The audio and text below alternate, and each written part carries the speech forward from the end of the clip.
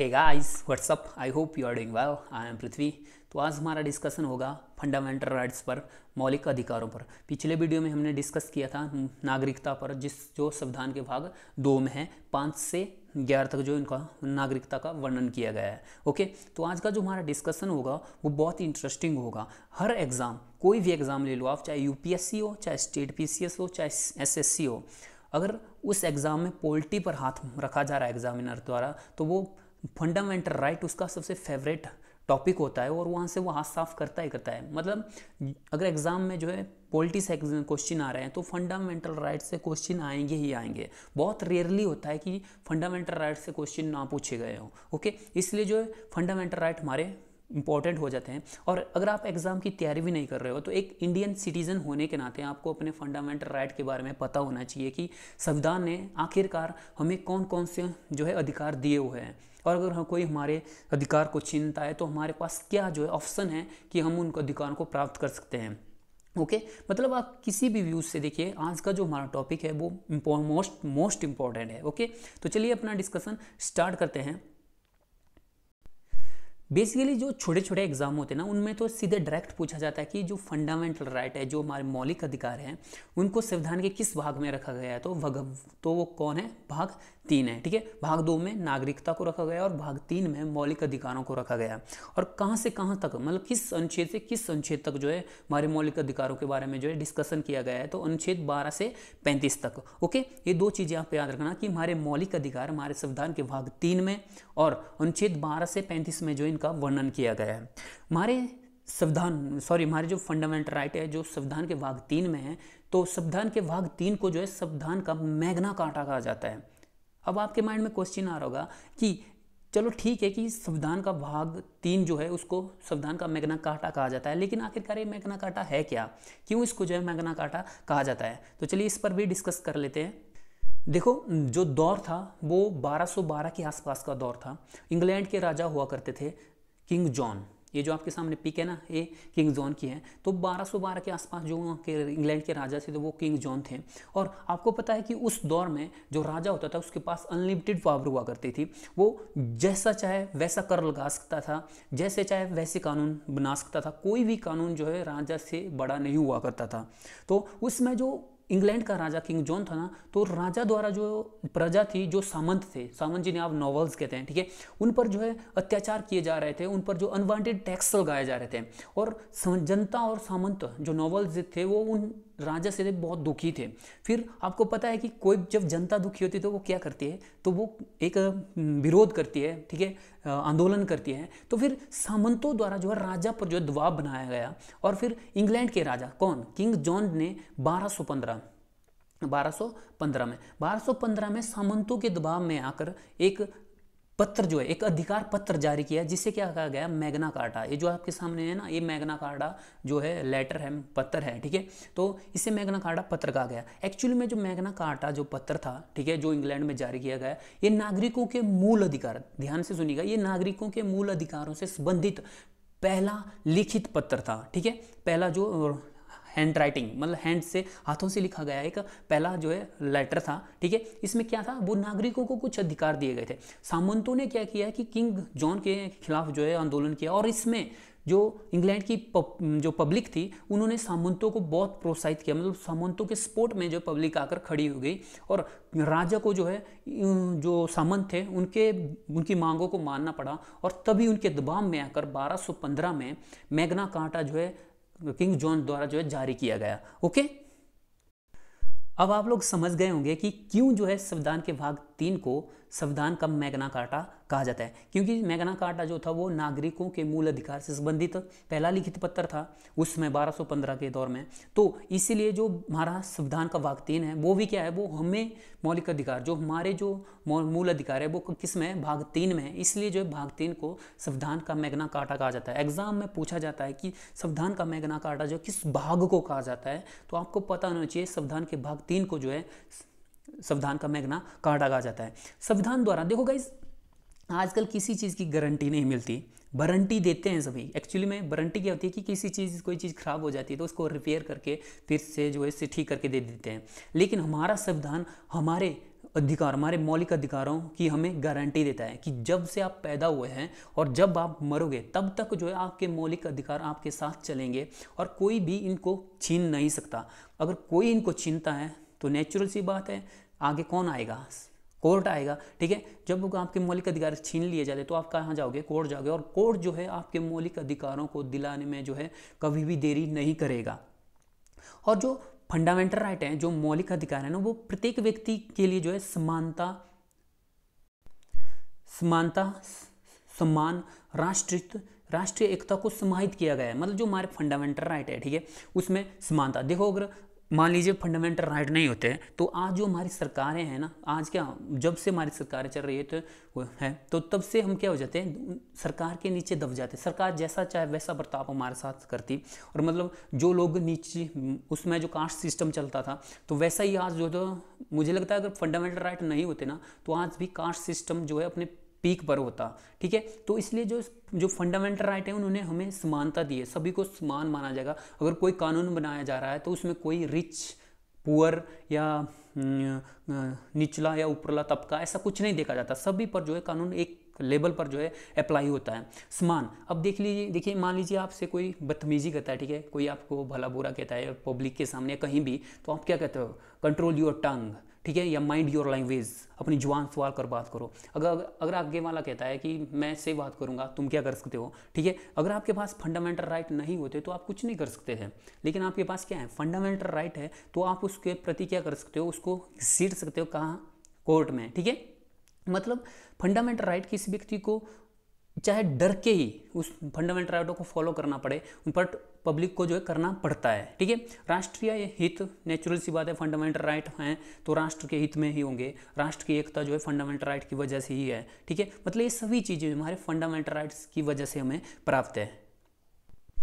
देखो guys, mind में शायद आप लोगों के क्वेश्चन आया होगा कि क्या फंडामेंटल राइट जो है असीमित है? क्या फंडामेंटल राइट की कहीं कोई सीमा नहीं है? क्या ये अनलिमिटेड है? मतलब इनका ऊपर किसी भी चीज़ की का प्रतिबंध नहीं है? तो गाइज ऐसा बिल्कुल नहीं है। जो फंडामेंटल राइट है, जो हमारे मौलिक अधिकार है, वो असीमित है गाइज। ठीक है, इन पर भी पाबंदियाँ हैं। देखो, अगर मान लीजिए आप डीजे में पार्टी कर रहे हो, ठीक है, चिल मार रहे हो, रात के 12 बजे हुए हैं, ठीक है, तो आप तो इंजॉय कर रहे हो, लेकिन यहाँ पर दूसरे बंदे का, मतलब जो दूसरा पर्सन है जिसके नज़दीक, मतलब आपके नज़दीक कोई दूसरा घर है, ठीक है, तो उसकी तो नींद खराब हो रही है। ठीक है, आप रात के 12 बजे इंजॉय तो आप कर रहे हो, लेकिन उसकी आपकी वजह से दूसरे पर्सन की नींद खराब हो रही है। और शायद आपको पता होगा कि जो नींद है ना, जो सोना है, वो हमारा फंडामेंटल राइट है। आर्टिकल 21 जी जो है, आर्टिकल जो 21 है, वो हमें सोने का हमारा फंडामेंटल राइट का अधिकार देता है। ओके, तो उसकी वजह से उस पर्सन की नींद क्या हो रही है? खराब हो रही है। आप तो इंजॉय कर रहे हो, लेकिन अब किसी दूसरे का मौलिक अधिकार जो है हनन हो रहा है, तो वो आपको रोक सकता है। ठीक है, मतलब कहीं ना कहीं, अगर आपसे सीधी बात बोलूँ तो किसी भी व्यक्ति के जो मौलिक अधिकार है वहाँ तक है, मतलब किसी भी व्यक्ति के मौलिक अधिकारों की सीमा वहाँ तक है जहाँ तक किसी दूसरे पर्सन को उससे कोई हानि ना हो। ठीक है, मान लीजिए अगर दूसरा एग्जांपल दूं तो मतलब आपकी फंडामेंटल राइट दूसरे व्यक्ति की नाक तक है, मतलब जहाँ से उस व्यक्ति का शरीर स्टार्ट हो जाता है, मतलब उसकी नाक शुरू हो जाती है, वहाँ से आपके फंडामेंटल राइट जो है समाप्त हो जाते हैं।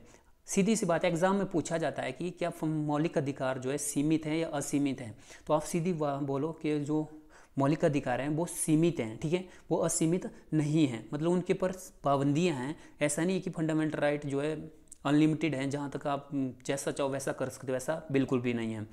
यह जो फंडामेंटल राइट है ना गाइस, आप ऐसा सोचिए, अगर आपको फंडामेंटल राइट नहीं दिए गए होते तो क्या होता कि सरकार आप पर प्रेशर डालती, कोई भी आपकी ज़मीन छीन लेती, आपको कुछ भी करने नहीं देती, तो आप क्या था, उसकी प्रेशर में दबकर जो है मर जाते, तो आपका कभी डेवलपमेंट नहीं होता। तो जो फंडामेंटल राइट है ना, वो आपके डेवलपमेंट पर, आपके विकास पर जो है बहुत ही ज़्यादा काम करते हैं। मतलब आपका चाहे फिजिकली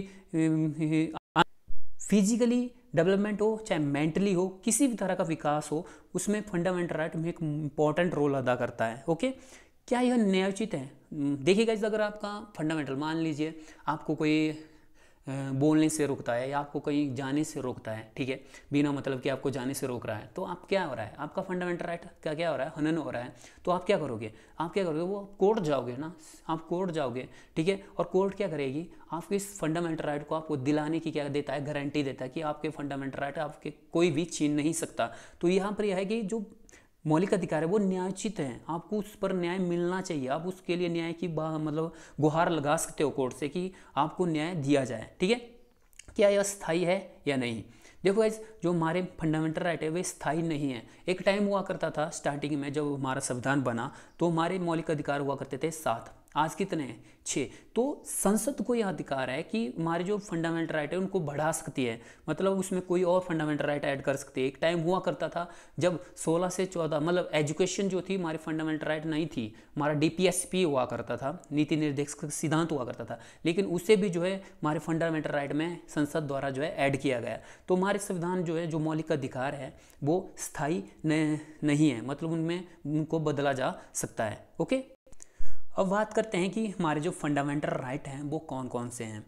स्टार्टिंग में जब हमारा संविधान बना तो हमको जो है हमारे संविधान द्वारा 7 मूल अधिकार दिए गए थे, 7 फंडामेंटल राइट दिए गए थे, और वो कौन कौन से थे। पहला था समानता का अधिकार, और समानता का अधिकार जो था वो आर्टिकल 14 से 18 के बीच में था, 18 के बीच में है, सॉरी था नहीं है। स्वतंत्रता का अधिकार अनुच्छेद 19 से 22 के बीच में है। शोषण के विरुद्ध अधिकार अनुच्छेद 23 और 24 में है। और धर्म की स्वतंत्रता, जो धर्म की में स्वतंत्रता देता है उसका अधिकार जो हमारे अनुच्छेद 25 से 28 के बीच में है। और संस्कृति और शिक्षा का जो अधिकार है वो अनुच्छेद 29 से 30 के बीच में है। और जो संपत्ति का अधिकार ये जो है इस टाइम नहीं है गाइस, ठीक है, इसको जो है 44वें संवैधानिक संशोधन द्वारा जो है फंडामेंटल राइट की लिस्ट से निकाल दिया गया है। और जो संपत्ति का अधिकार था जो हमारा जो संविधान देता था वो आर्टिकल 31 के तहत देता था। और 7वां जो हमारा संवैधानिक अधिकार है वो है संवैधानिक उपचारों का अधिकार। इन सभी मतलब ये जो आर्टिकल 332 है ना, इसके बिना इन किसी भी जो फंडामेंटल राइट है उनका कोई औचित्य नहीं है। और इन सब के बारे में जो है हम बिल्कुल डिटेल से डिस्कस करेंगे। एग्जाम में क्वेश्चन पता कैसे पूछा जाता है कि समानता का अधिकार किस अनुच्छेद कहाँ से कहाँ तक है, मतलब समानता का अधिकार जो है किस अनुच्छेद में है। तो आपसे एग्जाम में सीधा या तो आर्टिकल 14 पूछा जाएगा या तो आर्टिकल 14 से 18 के बीच में पूछा जाएगा। तो आपको टिक करना है 14 से 18, ठीक है। आपसे ऐसा पूछा जाएगा कि राइट टू फ्रीडम का जो हमें अधिकार प्रदान किया गया है वो किन किन आर्टिकलों में है। तो आर्टिकल 19 से 22 के बीच में है। आज का जो हमारा डिस्कशन होगा वो संपत्ति के अधिकार पर होगा। एक्चुअली में इसे हमारे सब मौलिक अधिकारों से निकाल तो दिया गया है, लेकिन अभी भी इससे एग्जाम में क्वेश्चन पूछे जाते हैं। देखो, अगर आपसे कोई पूछे कि क्या संपत्ति से रिलेटेड जो संपत्ति का अधिकार है उसे फंडामेंटल से राइट से निकाल दिया गया है, क्या अभी भी हमारे मौलिक अधिकार में संपत्ति से रिलेटेड कुछ फंडामेंटल राइट्स हैं या नहीं। तो यस गाइज, अभी भी जो है हमारे मौलिक अधिकार में जो संपत्ति से रिलेटेड जो है फंडामेंटल राइट है, जैसे कि 31 आपको पता होगा 31A अभी भी फंडामेंटल राइट है, 31B जो है अभी भी फंडामेंटल राइट है, 31C अभी भी हमारा फंडामेंटल राइट है, ठीक है, जिन्हें मौलिक अधिकारों में अभी भी जगह है, मतलब अभी भी इस मौलिक अधिकारों में है, ठीक है। संपत्ति का अधिकार, जब संपत्ति का अधिकार हमारा फंडामेंटल राइट हुआ करता था तो किस आर्टिकल में जो इसका जो वर्णन किया गया था, तो आर्टिकल 31 में इसका वर्णन किया गया था। और इसको समाप्त जो है किस संवैधानिक संशोधन द्वारा किया गया है। तो सबसे मोस्ट इंपॉर्टेंट जो एग्जाम में बहुत बार पूछा जाता है कि 44वें संवैधानिक संशोधन कब हुआ था, 1978 के द्वारा जो है संपत्ति के अधिकार को मौलिक अधिकारों की लिस्ट से हटाकर जो है इसे संविधान के भाग 12 और अनुच्छेद 300A में जो है रखा गया। देखो, जब से संविधान हमारा बना था, जब से संविधान में जो है संपत्ति के अधिकार को मौलिक अधिकार की लिस्ट में ऐड किया गया था ना, तब से ही संपत्ति का अधिकार बहुत ही हॉट टॉपिक रहा था हमारी संविधान में। इस पर बहुत सारे मतलब डिस्कशन हो रही थी। सुप्रीम कोर्ट में जो है संपत्ति से मतलब लैंड से लेकर बहुत सारे केस जा चुके थे। और क्योंकि जो संपत्ति का अधिकार था ना वो हमारा फंडामेंटल राइट था, और कोई भी अपनी ज़मीन का जो है खुद स्वामी था, अगर वो किसी को देना चाहता था तो दे सकता, नहीं देना चाहता तो नहीं दे सकता था, क्योंकि उसका फंडामेंटल राइट हुआ करता था। और सरकार की डेवलपमेंट में ये बहुत बड़ी बाधा बन रहा था। एक्चुअली में बात क्या थी कि भारत एक लंबे अरसे के बाद आज़ाद हुआ था अंग्रेज़ों से, और अंग्रेज़ों ने भारत को पूरी तरह चूस लिया था। एक टाइम हुआ करता था कि भारत जो था वो सोने की चिड़िया कहलाता था, लेकिन अंग्रेज़ों द्वारा से पूरी तरह बर्बाद कर लिया गया था। और जब हमारा भारत आज़ाद होता है तो हमारे सामने बहुत बड़ी चुनौतियाँ थी कि कैसे जो है हम अपने भारत को विकसित करें, कैसे हम अपने भारत का इंफ्रास्ट्रक्चर डेवलप करें। और जब हमारा भारत आज़ाद होता है, हमारा संविधान बनकर तैयार होता है, और जैसे ही सरकार जो है देश के विकास में जो है काम करना स्टार्ट करती है, तो जमीन जो संपत्ति थी वो फंडामेंटल राइट था, वो हमारे देश के विकास में जो है वादा बन रहा था। अगर कोई भी प्रोजेक्ट सरकार स्टार्ट कर रही थी, कोई भी इंफ्रास्ट्रक्चर, मान लीजिए कोई रेलवे लाइन बिछाई जानी थी, तो क्या होता था कि कोई ज़मीन तो आगे किसी की ज़मीन आ रही थी तो वो पर्सन जो है ज़मीन देने से मना कर देता था, और वहीं पर सरकार का जो डेवलपमेंट का कार्य था वो रुक जाता था। और यही सबसे बड़ी प्रॉब्लम आ रही थी हर कहीं, मतलब जहाँ भी सरकार जो है डेवलपमेंट का कार्य स्टार्ट कर रही थी वहाँ पर यही प्रॉब्लम आ रही थी। और लोग जैसे सरकार उनके साथ जो है ज़बरदस्ती करती थी तो लोग जो है जाकर सुप्रीम कोर्ट पहुँच जाते थे, और सुप्रीम कोर्ट जो है मजबूर था कि जो संपत्ति का अधिकार था वो संविधान में जो हमारा फंडामेंटल राइट है, और फंडामेंटल राइट की गारंटी सुप्रीम कोर्ट देता था। और इस तरह जो है सब जो काम थे ना वो बहुत ही मतलब बिगड़ चुके थे, कोई भी काम ठीक से नहीं हो रहा था, और अब बहुत बड़ी प्रॉब्लम आ रही थी। और इसके लिए जो संविधान मतलब संसद में बहुत सारी चर्चाएं हो रही और बहुत सारे संशोधन हुए जो संपत्ति के अधिकार में। जो संविधान का पहला संवैधानिक संशोधन हुआ था, जो पहला संवैधानिक संशोधन वो भी संपत्ति के अधिकार से रिलेटेड था।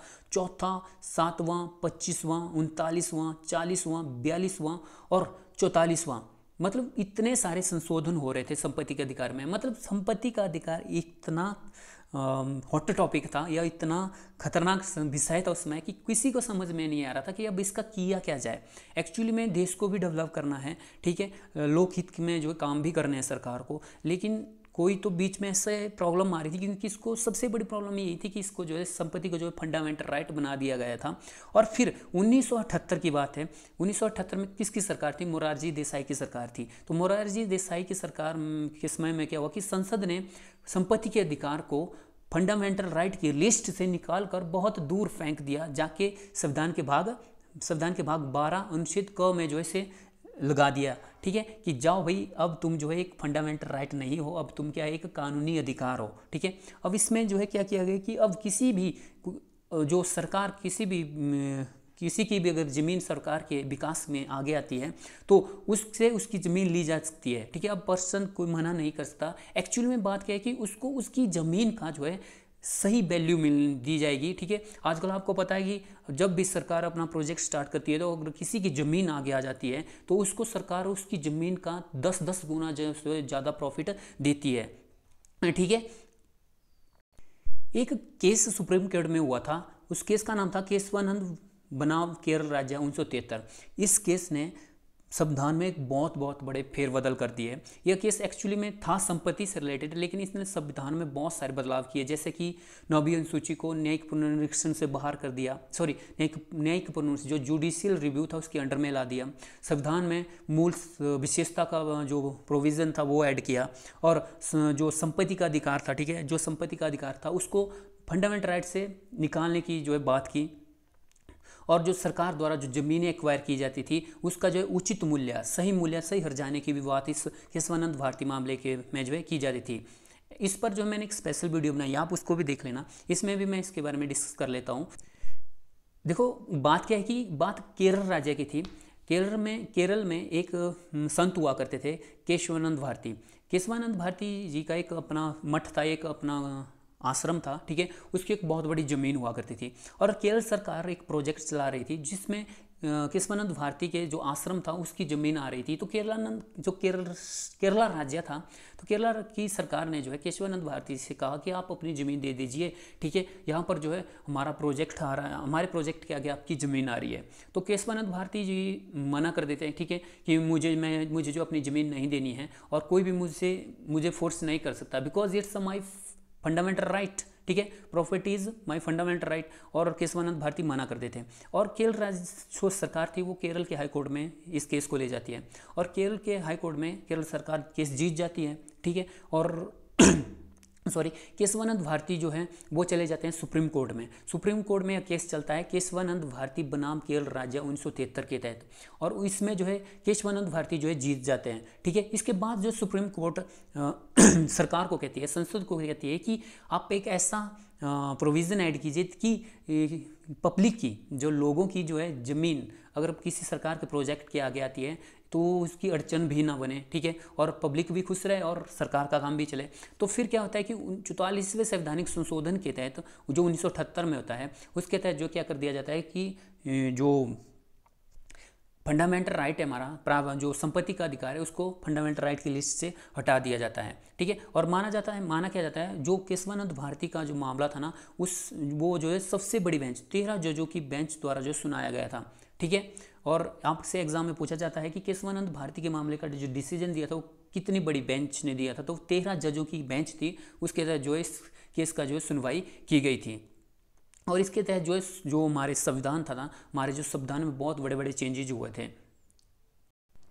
चलिए अब बात करते हैं आर्टिकल 31A, 31B और 31C। देखो स्टूडेंट क्या करता है, जब फंडामेंटल राइट पढ़ता है ना, तो बस इतना पढ़ता है कि आर्टिकल 31 को जो है फंडामेंटल की लिस्ट से निकाल दिया गया है और बस खत्म हो गया। लेकिन उसको ये पता ही नहीं होता कि इसमें जो और भी आगे क्लॉज हैं, जैसे कि article 31A, article 31B, article 31C अभी भी फंडामेंटल राइट की लिस्ट में ऐड है। ठीक है, आर्टिकल 31A और आर्टिकल 31B जो है पहले संवैधानिक संशोधन द्वारा जोड़े गए। आपको पता होगा कि पहला संविधान संशोधन कब हुआ था, 1951 में हुआ था। ठीक है, आर्टिकल 331 मतलब अनुच्छेद 331A में क्या कहता है कि संपदा के अधिग्रहण के लिए कानून की सुरक्षा। मतलब इसमें क्या कहा गया है कि जब भी सरकार आपकी भूमि को अधिग्रहित करेगी, मतलब आपकी भूमि को लेगी, तो सबसे पहले क्या करेगी, सरकार कानून बनाएगी। ऐसा नहीं सीधे आपके पास गई, आपकी ज़मीन ले ली और ख़त्म। तो इसके लिए क्या करेगी, सरकार कानून बनाएगी और कानून के तहत जो आपको सुरक्षा देगी। मतलब इसमें अगर देखो सिंपल मैं बात कहूँ, अगर सरकार आपकी ज़मीन ले रही है, ठीक है, तो आपको क्या करना पड़ेगा, उसे हर्जाना देना पड़ेगा, आपको पैसे देने पड़ेंगे, उसकी उचित मूल्य देना पड़ेगा। ठीक है, एक केस हुआ था इसी से रिलेटेड, आरसी कपूर बनाम भारत संघ 1970 में, जिसमें क्या कहा था, सुप्रीम कोर्ट ने कहा था कि अगर आप किसी भी पर्सन की भूमि एक्वायर कर रहे हो, किसी भी पर्सन की ज़मीन ले रहे हो, तो आपको उसको मार्केट रेट पर फुल कंसेशन देना पड़ेगा। मतलब उसको मार्केट रेट पर जो है पूरा जो उसका जितनी भी उसकी ज़मीन की वैल्यू बनती है वो आपको उसको देनी पड़ेगी। ठीक है, तो उसके बाद 17वां संवैधानिक संशोधन होता है। ठीक है, 17वां संवैधानिक संशोधन होता है, जिसके तहत इसमें एक चीज़ और ऐड की गई। आप ऐसे समझिए, मान लीजिए ये आपकी ज़मीन थी, ठीक है, इस पर आप क्या करते हो, खेती करते हो, मतलब एक खेती योग्य भूमि थी, यहाँ पर ये जो एग्रीकल्चर लैंड था, ठीक है, यहाँ से सरकार का जो है हाईवे प्रोजेक्ट गुजरने वाला है। ठीक है, अब सरकार यहाँ पर आप देखते हो कि मतलब सरकार देखती है क्या है, एक एग्रीकल्चरल लैंड है। ठीक है, अब यहाँ पर तो सरकार मतलब जो किसान है उसकी जो पूरी की पूरी आमदनी जो है उसकी फसल से मिलती है। ठीक है, तो यहाँ पर सुप्रीम कोर्ट ने पता क्या बात कही कि अगर आपके प्रोजेक्ट के आगे कोई एग्रीकल्चर लैंड आता है, ठीक है, कोई कृषि भूमि आती है, तो आपको उसकी ज़मीन का जो है फुल हर्जाना देना पड़ेगा। मतलब उसका जो प्रॉफिटेबल जो है उसको, मतलब जो उस ज़मीन की जो रकम बनेगी, ठीक है, उससे ज़्यादा जो है उसको पैसा देना पड़ेगा। ठीक है, कृषि योग्य भूमि के मतलब कहना ये आर्टिकल्स जो 31A में क्या कहा गया 17वें संविधान संशोधन के तहत कि कृषि योग्य भूमि के अधिग्रहण करने पर पर्याप्त हर्जाना देना पड़ेगा। मतलब अगर आज आप देखोगे कि अगर सरकार आपकी मतलब लैंड को ले रही है, कृषि योग्य भूमि ले रही है ना, तो सरकार को उस पर जो है ट्रिपल या मैं कहूँ तो 10 गुना मतलब 10 टाइम तक जो है आपको प्रॉफिट देना पड़ता है या देती है। क्योंकि देखो अगर आपकी भूमि मतलब लैंड पर जो है प्रोजेक्ट चलता है, ठीक है, अगर आप चले जाते हो सुप्रीम कोर्ट में तो केस बहुत लंबा चलता है और इसमें बहुत देरी हो जाती है। इससे क्या है कि सरकार क्या करती है, आपको प्रॉफिट देती है, दबा के प्रॉफिट देती है। ठीक है, इसमें कोई राय नहीं है। ठीक है, इसमें कोई डाउट नहीं होगा कि सरकार जो है आपको प्रॉफिट नहीं देती होगी। तो इसका जो ये जो प्रोविज़न ऐड किया गया है वो 17वें संवैधानिक संशोधन द्वारा आपके आर्टिकल 31A में जो है ऐड किया गया। ओके, अब बात करते हैं 31B की। देखिए 31B का जो टाइटल है, ठीक है, उस टाइटल को पढ़कर आपको ज़्यादा पता नहीं लगेगा। इसका 31B का टाइटल क्या कहता है कि कुछ अधिनियमों एवं विनियमों की वैधता। इससे आपको कुछ पता नहीं चलेगा। बिल्कुल आप सिंपल समझिए कि पहले संवैधानिक संशोधन द्वारा 9वीं अनुसूची बनाई गई। देखो स्टार्टिंग, आप इसमें एक स्टोरी है, आप ध्यान से सुनना, ठीक है, मस्त है। कि सरकार क्या कर रही थी, प्रोजेक्ट तैयार कर रही थी, ठीक है, इंफ्रास्ट्रक्चर बनाने के लिए सरकार जो है भूमि एक्वायर कर रही थी, ठीक है, और पब्लिक क्या कर रही थी, वो उनका फंडामेंटल राइट था, वो सुप्रीम कोर्ट चली जा रही थी। सुप्रीम कोर्ट में जो है केसों की फाइलें जो है मतलब एक ढेरों के ढेर लग रहे थे, ठीक है, अब बहुत बड़ी प्रॉब्लम आ रही थी। इसमें सरकार ने क्या किया कि संविधान में संशोधन करके 9वीं अनुसूची, उसमें 8 ही अनुसूचियाँ थी संविधान में, और 9वीं अनुसूची जो है पहले संविधान संशोधन के तहत जो है संविधान में ऐड कर दी गई। और इसमें सरकार ने क्या कहा कि कोई भी ऐसा कानून अगर सरकार बनाती है और उसे 9वीं अनुसूची में क्या करती है, डाल देती है, तो वो न्यायिक समीक्षा से परे होगा। मतलब इसमें सुप्रीम कोर्ट या कोर्ट कुछ नहीं कर सकता, मतलब वो जुडिशियल रिव्यू से दूर है।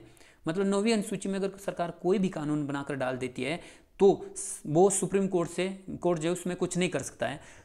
स्टार्टिंग में तो इसका अच्छा यूज होने लगा कि सरकार जो है कोई भी कानून बना देती थी, कोई प्रोजेक्ट लगाया जा रहा है तो उससे रिलेटेड कानून बनाएगी और 9वीं अनुसूची में डाल देगी।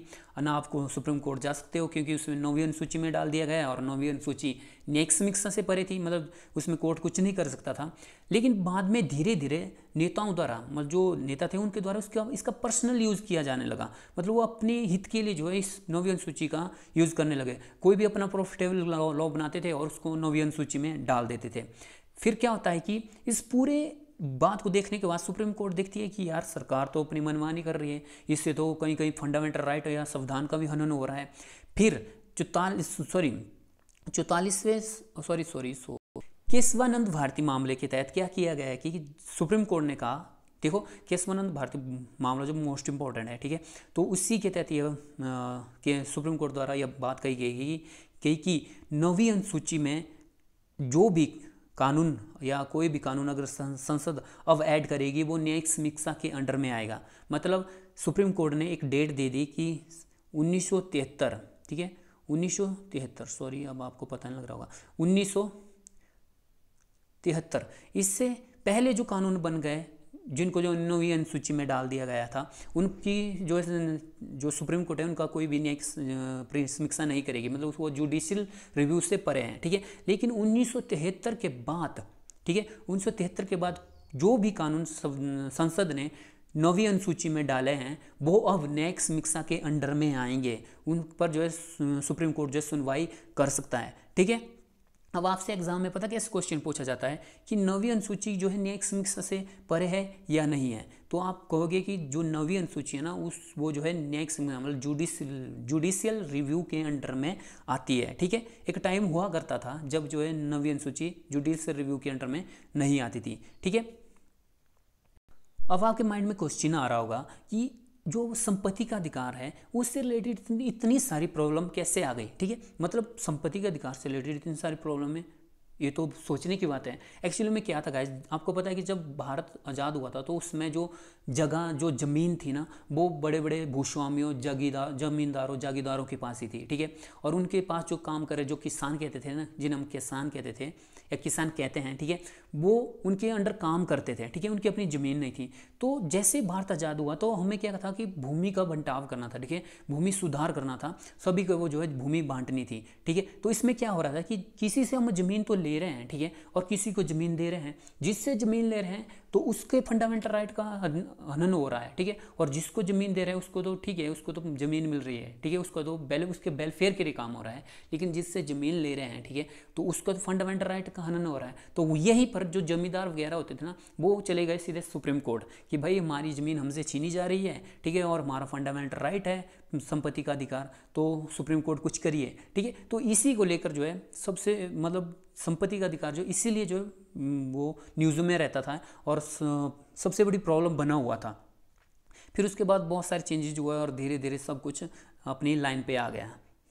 अब बात करते हैं आर्टिकल 31C के बारे में। 25वें संवैधानिक संशोधन 1971 के द्वारा जो है आर्टिकल 31C ऐड किया गया। इसमें क्या कहा गया है कि अनुच्छेद 39ख और 39ग को लागू करने के लिए राज्य कानून बनाता है। मतलब देखिए आर्टिकल 39 क्या है, एक DPSP है, मतलब राज्य सरकार जो है इनके हिसाब से काम करेगी, ठीक है, और राज्य सरकार को जो है DPSB मतलब राज्य के नीति निर्देशक सिद्धांतों को ध्यान में रखकर जो है कानून बनाने हैं। अगर राज्य सरकार जो है DPSP को मतलब अनुच्छेद 39 ख को अनुच्छेद 39 ग को ध्यान में रखकर कोई कानून बनाती है और उससे अनुच्छेद 14 और 19 का हनन होता है, 1914 और 19 क्या है हमारे फंडामेंटल राइट है, अगर 1914 और 1914 बोल रहा हूँ सॉरी, अनुच्छेद 14 और 19 का हनन होता है तो इस मामले में जो है सुप्रीम कोर्ट में चुनौती नहीं दी जा सकती, मतलब इस मामले में जो है फंडामेंटल राइट को चुनौती नहीं दी जा सकती। देखिए आर्टिकल 39 जो हमारा ख है और 39 ग है वो क्या कहता है, अनुच्छेद ख कहता है कि सामूहिक हित के लिए समुदाय के भौतिक संसाधनों का समान वितरण, मतलब जो भी भौतिक समुदाय है ठीक है उनका समान वितरण जो है पब्लिक में होना चाहिए। और समान वितरण के लिए अगर राज्य सरकार कोई कानून बना रही है ठीक है और इससे अनुच्छेद 14 और 19 का हनन हो रहा है तो आप सुप्रीम कोर्ट नहीं जा सकते, उसमें समय जो है अनुच्छेद 39 ख जो है भारी मतलब हैवी माना जाएगा मौलिक अधिकारों पर। ओके, और 39 ग क्या कहता है, देखो 39 ग कहता है धन और उत्पादन के संसाधनों संकेंद्रण को रोकने के लिए, मतलब मान लीजिए अगर एक टाइम हुआ करता था कि पैसा जो है जो रिच और अमीर और गरीबी की जो खाई थी वो बहुत बड़ी हुआ करती थी। अब आज के टाइम देखोगे अगर पैसे का कहीं एक ही के पास जो है संकेंद्रण हो जाए तो पूरी पब्लिक क्या होगी, वो गरीब हो जाएगी, वो मरने लग जाएगी ठीक है। और संसाधनों का संकेंद्रण मतलब संसाधन किसी एक के पास ही इकट्ठे रह जाएं ठीक है तो इसमें क्या होगी, पब्लिक तो मतलब बिल्कुल गरीब हो जाएगी ठीक है। तो इस संकेंद्रण मतलब इस भंडार को रोकना, मतलब इस एक ही पर्सन के पास किसी चीज़ को स्टोर होने से रोकने के लिए अगर सरकार कोई कानून बना रही है तो उस मामले में अनुच्छेद 14 और 19 का हनन होता है तो इसको इग्नोर किया जाएगा। ओके, तो आप कह सकते हो कि जो आर्टिकल 13 है ना वो आर्टिकल 13 क्या कहता है कि जहाँ पर कोई भी ऐसा कानून अगर फंडामेंटल राइट को हिट करता है, फंडामेंटल राइट का हनन करता है तो वो कानून नल एंड वाइड होगा, मतलब वो समाप्त माना जाएगा। लेकिन अगर आपसे एग्जाम में पूछा जाए कि अगर आर्टिकल 31 फोर्स में आता है, मतलब आर्टिकल 31 एक्टिव है तो वहाँ पर कौन सा आर्टिकल जो है पीछे हट जाएगा, तो आर्टिकल 13 जो वहाँ पर जो है समाप्त हो जाता है। मतलब आर्टिकल 31 जहाँ पर एक्टिव होता है वहाँ पर आर्टिकल 13 जो अपने आप ही समाप्त हो जाता है। ओके, तो गाइस ये थे हमारे फंडामेंटल राइट से रिलेटेड कुछ बातें और संपत्ति के अधिकार पर डिटेल में चर्चा ठीक है। नेक्स्ट वीडियो में हम डिस्कस करेंगे अपने फंडामेंटल राइटों पर कि समानता का अधिकार क्या है, आर्टिकल 14 से 18 के बीच में 14, 15, 16, 17, 18 क्या कहते हैं ठीक है, एक एक पर जो है बिल्कुल अच्छे से डिस्कस करेंगे। ओके, तो इस वीडियो में बस इतना ही गाइस, मिलते हैं नेक्स्ट वीडियो में, तब तक के लिए बाय बाय गाइस।